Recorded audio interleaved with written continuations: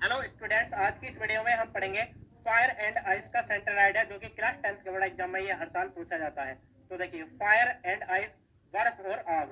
देखिए, the poem fire and ice is composed by Robert Frost. The poem Kavita fire and ice, बर्फ और आग is है composed, रचित बाय द्वारा रॉबर्ट फ्रॉस्ट के द्वारा। यानी कि फायर एंड आइस जो कविता है वो रॉबर्ट फ्रॉस्ट के द्वारा रचित है। ठीक है। In this poem the poet predict about the end of the world. In this poem, इस कविता में the poet कवि predict भविष्यवाणी करते हैं about बारे में the end अंत of the world संसार के।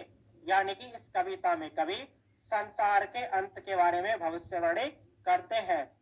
Some people say that the world will end in the ice. Some people कुछ लोग से कहते हैं that कि the world संसार विल एंड होगा, यानी कि संसार का अंत होगा इन द आइस, बर्फ से। यानी कि कुछ लोग कहते हैं कि संसार का अंत बर्फ से होगा। According to the poet, fire stand for desire and ice stand for hate. यानी कि अकॉर्डिंग टू द पोएट, कवि के अनुसार फायर स्टैंड फॉर डिजायर, यानी कि आग का अर्थ मनुष्य की इच्छा से, and ice stand for hate, यानी कि बर्फ का अर्थ मनुष्य की नफरत से है। ठीक है। यानी कि इसमें कवि ने जो आग का अर्थ बताया है वो मनुष्य की इच्छा से बताया है, और बर्फ का अर्थ जो बताया है वो मनुष्य की नफरत से बताया है। ठीक है।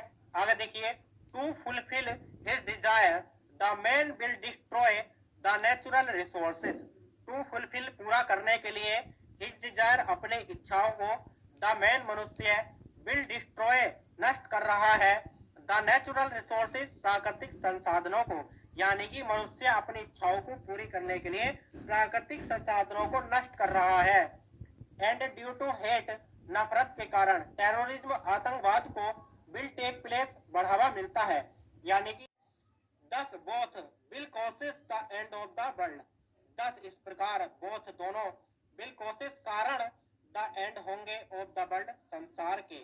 यानी कि इस प्रकार संसार के अंत के दोनों कारण होंगे। तो देखिए, कौन कौन से इच्छाएं बढ़ती जा रही है और मनुष्य में नफरत फैलती जा रही है, ये दोनों कारण ही संसार के अंत के कारण होंगे। तो स्टूडेंट, वीडियो को लाइक कर देना और कमेंट करके बताना वीडियो कैसी लगी।